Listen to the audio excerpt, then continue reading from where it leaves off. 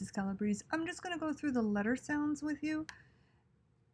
When we say our letter sounds, we don't want to add an after the sound. So be real careful with that. So listen to me as I go through them. A, b, k, d, e, f, g, I, j, k, o,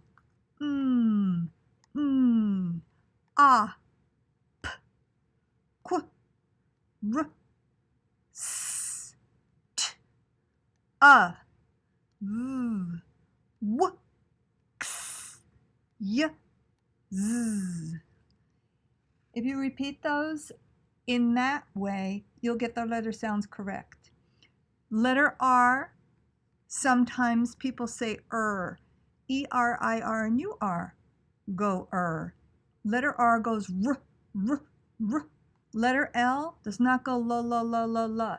It's ol, candle, pickle, handle. Those are the letters that make the ol sound for you so that you can remember. Letter H, be careful, don't go huh. I know you want to. We want to because we want to make sure we hear the sound. But the sound of that letter is just it's just an air sound. Like that. Letter F the same way. G, right? Letter G. Let's go through it again. A, b, k, d, e, f, g, I, j, k, ol, a,